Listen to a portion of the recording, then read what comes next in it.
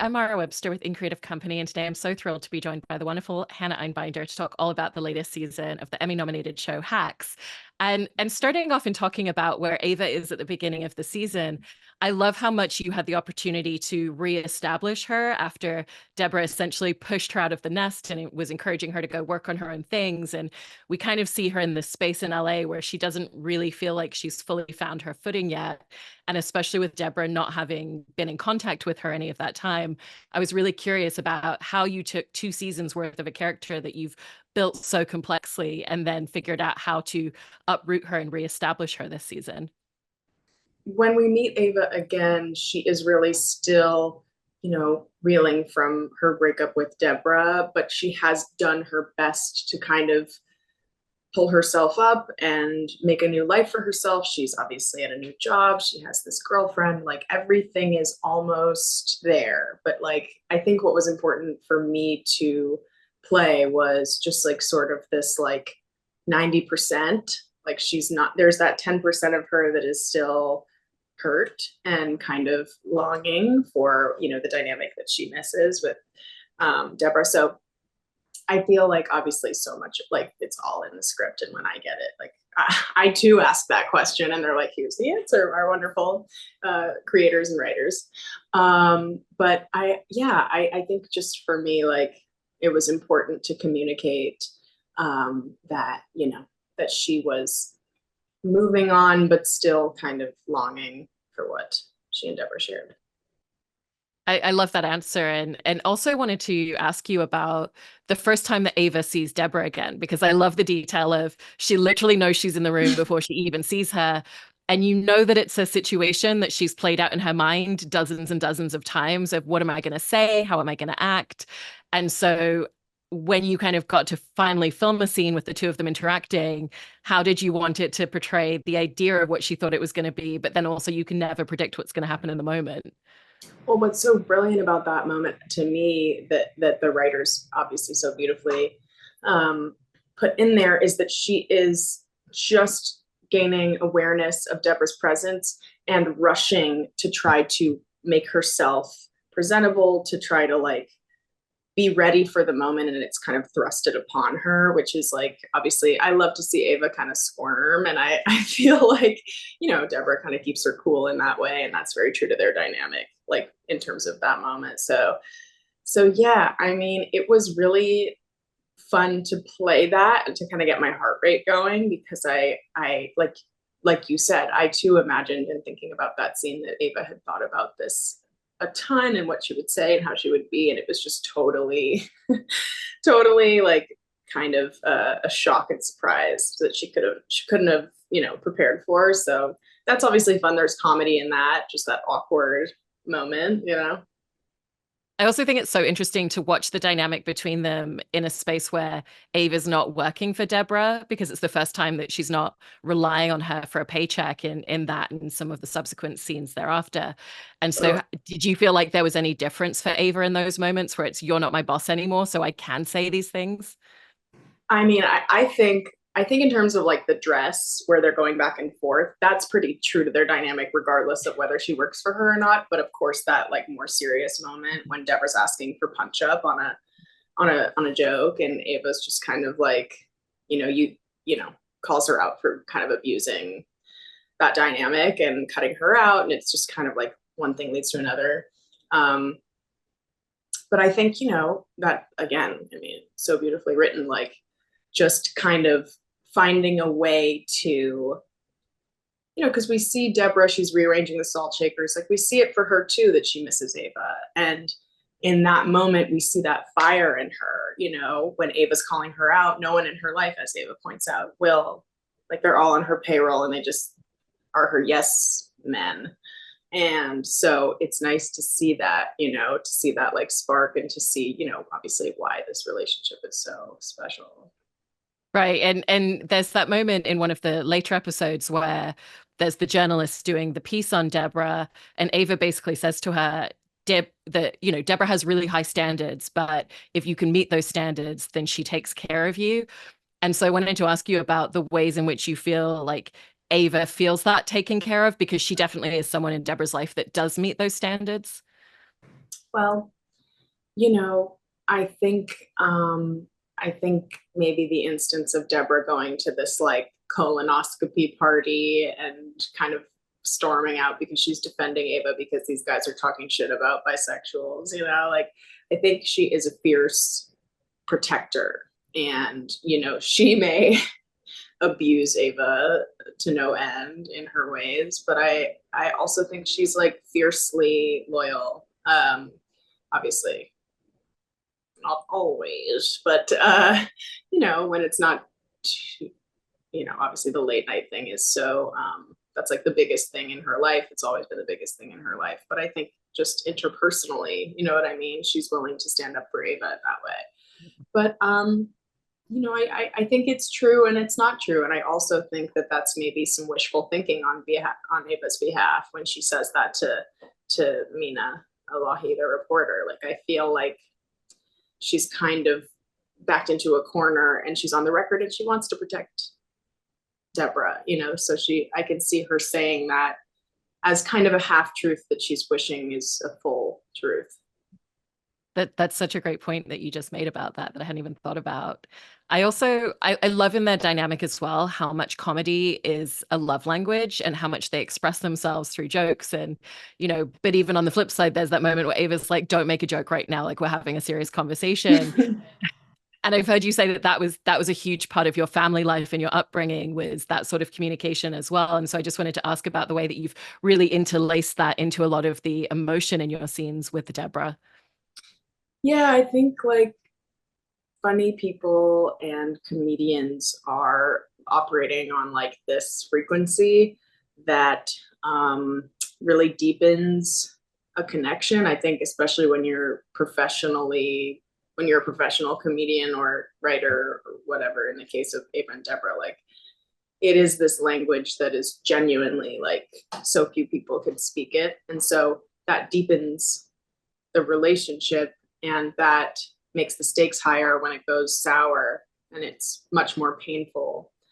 And I myself as a comedian, like have relationships like that. And so it was very easy for me to kind of understand the weight of the souring of something like that, where you bond with someone in that way and it goes to shit.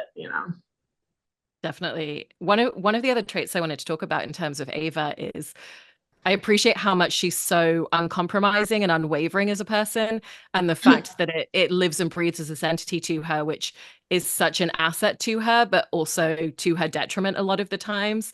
And I was curious in how you kind of see the way that it's one of her biggest assets, but also one of her biggest downfalls constantly in the show. I mean, yeah. I mean, you hit the nail on the head.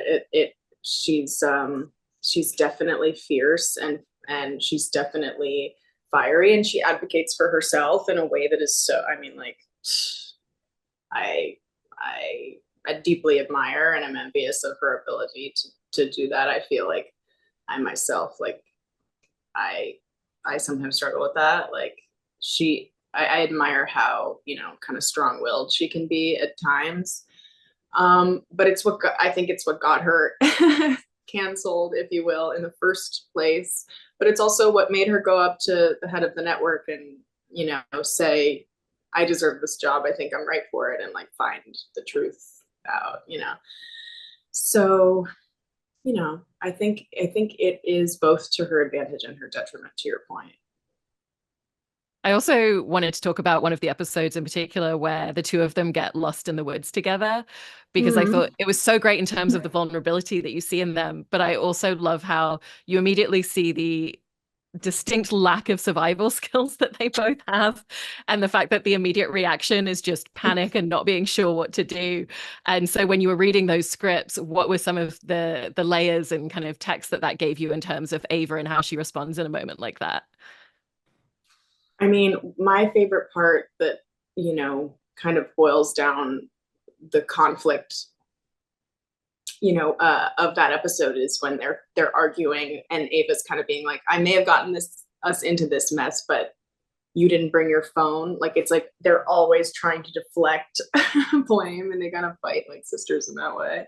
So that was definitely a moment that like felt um, it felt like kind of a distilled example of what the tone would be for the episode, because they do fight and they're yelling back and forth, and Deborah throws Ava's phone into the water and it smashes, and then Ava's pulling her out and trying to help her walk. It's like it is that thing where there's like these two experiences happening at the same time. And it's such a small moment within that episode, but I love when the two of them are like, there's a moment, there's a way that we might be rescued by people, and their solution is to just start shouting and screaming, "Why are you doing this to me? I don't even know you." And so I just wanted to ask about the experience of filming a scene like that, where they're just repeatedly yelling the same thing into the woods.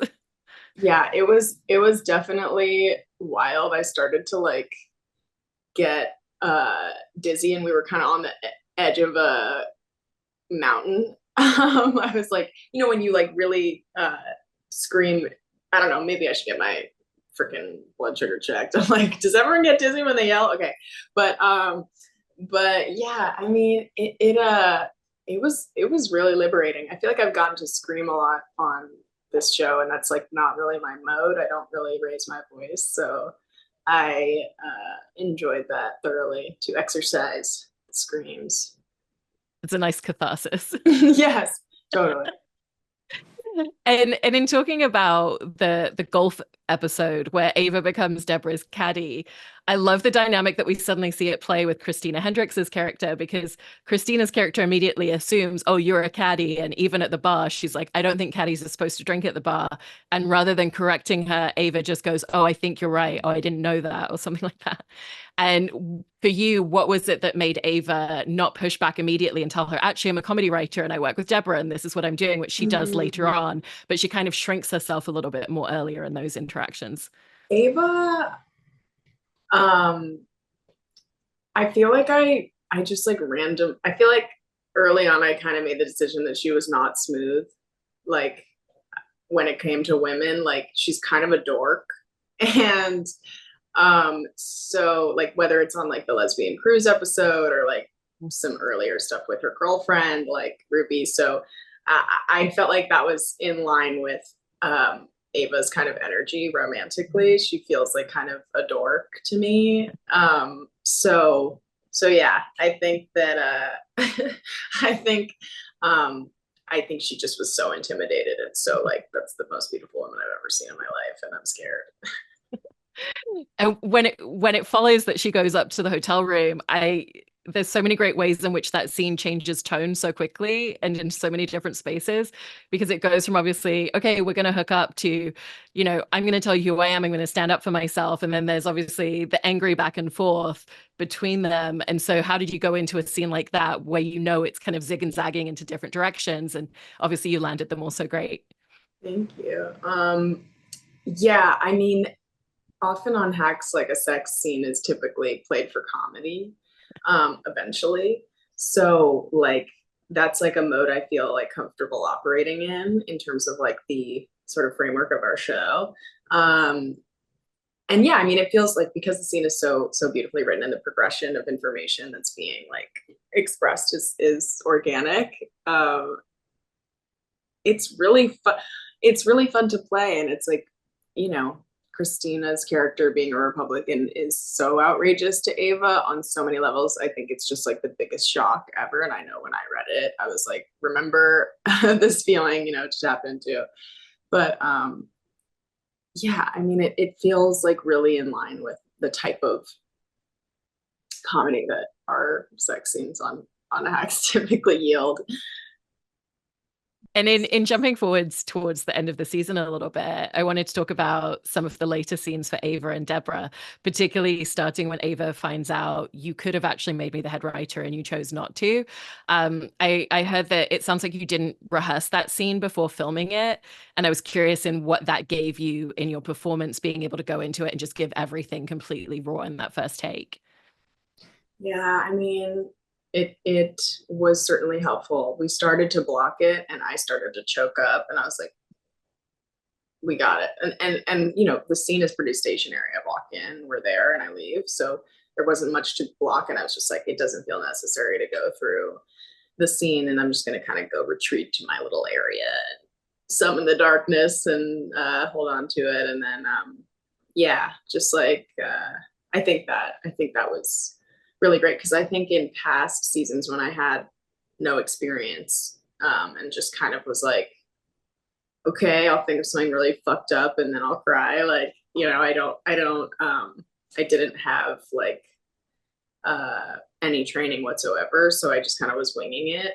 And I kind of learned uh, by doing it. Like, don't go to your trailer and cry profusely before you get to set. Like, save it. That was something that I was like, I got to start crying. And then, like, just like counterintuitive shit that, like, I just kind of had to learn or teach myself, I guess. But yeah, so that scene felt like the culmination of like my ability to understand my instrument, if you will, and understand the mechanism and how to, you know, summon that and, you know, how to sort of how to keep track of that energy and try to save it. So yeah, we just really like we started a couple of the set like I came into the room and I said a couple of things. I was like, oh, I'm going. It's coming. I got it. We got it. And Lucia was like, all good. We got it. Like, let's just start, you know? So And when they have that argument as well in filming that scene, you had the chance to play with Jean, giving you different responses and different emotional levels of, okay, Deborah's going to feel a little bit more vulnerable in this moment, and then ultimately landing on the version that we saw, which is her just really withholding and pulling back. And so did you want Ava to keep staying in the same space in each of those takes, or did you feel like she responded differently whenever Deborah was giving her something different back? I think from what I remember, my performance was pretty consistent because I think it makes sense in the context of a more stoic performance of Jean, and it also makes sense in the context of a fiery performance of Jean. And I felt like Ava was infuriated, and her feelings and her truth was consistent. And I was like, that's definitely her take on it. You know what I mean?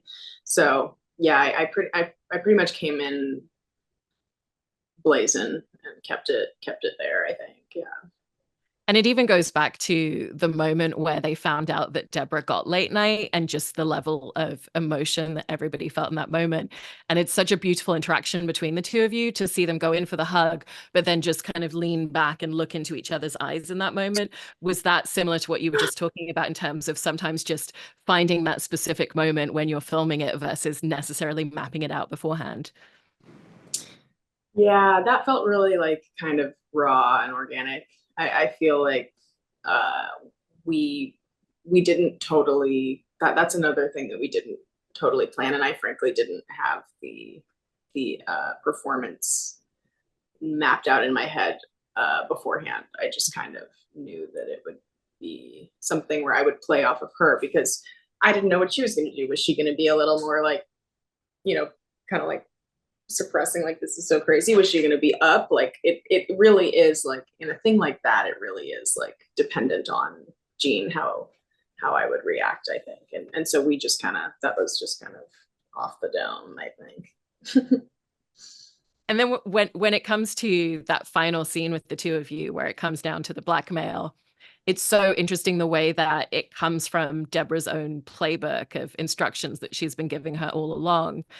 But obviously, that turn doesn't happen in Ava on a dime. It's something that has to have been building even before the head writer gig. And so, what was some of the important touch points to you in terms of Ava's journey this season that felt like they really played into, okay, she would reach this point where she would respond in this way? Just all the heartbreak and frankly all of the really ruthless behaviors she's seen Deborah engage in, like Deborah slapping her, Deborah firing her, like all of the various insane errands Deborah has had her run, like all of the abuse, you know, it's like and you know, I don't feel like Ava is that person. I don't feel like she has changed. I feel like she is pushing herself. And Lucia and I talked a lot about this on set. Like, she doesn't want to do this. She has no other choice, and she's dealing with someone who communicates this way and who operates this way. And if she And the alternative is like she's kind of high and dry, you know, like she's not going to take a demotion. Like she has to kind of, her hand is forced. So yeah, I think a lot of those really like tough errands that Deborah has her run, or the physical assault, or the firing, you know, just disrespect, and also the types of ways that Deborah herself is ruthless that Ava has witnessed. You know, I think it's all just in there. She's like, I know the rest of you here, you know. And I think that that's such an interesting point as well in terms of what you bring up of this isn't who Ava's becoming. This is a moment that she realizes that she has to portray this. And so did you always have that sense that it was going to have that full level of stoicness and conviction? Or did you ever think about whether you wanted, you know, I'm sure internally it's a very different experience that she's having in that moment. Did you ever think about if you wanted that to show on the surface at all? I I definitely feel like that performance was so clear to me when I read it. Like I told Paul, because I got these pages before the strike. That scene, actually, the final scene, is the first thing that we shot on the first day back from the strike. And, you know, so I was sitting with a lot of this material, able to kind of think about it so often for 10 months. So, like, yeah, that was when I read it, like, you know, basically a year prior. I saw that and I was like, this is going to be mafioso. Like, this is going to be Ava Scarface. Like, this is going to be like Ava the Dawn. But yeah, I think there are, I mean, what I was trying to do in the performance was have a few flickers in the eyes of like sadness, like juxtaposed with the strength that she's forcing herself to present, you know, when they get really close. Um, because it is really sad. She doesn't want to have to do this, you know. Ugh, breaks my heart. And you were touching upon earlier as well how obviously coming into Hacks, you'd been performing stand up for a long time, but this really was stepping into acting. And I loved hearing you say something recently about in the last few months, you feel like you kind of finally felt like you found your footing and that confidence, because it's obviously so many aspects at play to adjust to, even just in terms of the performance style being something very different to what you're used to doing and so adept at already. And so what has that shift been for you in terms of how you feel when you're performing now that you feel like you've really found that confidence and footing? Yeah, I mean, I feel like acting and stand-up have lent themselves to one another. Like my experience as an actor has made me so much more committed in my stand-up, which has always been incredibly theatrical in nature, but I have only furthered that element of my performance style because of my ability now to act and really commit and do something that might feel uncomfortable and embarrassing, but really committing to it.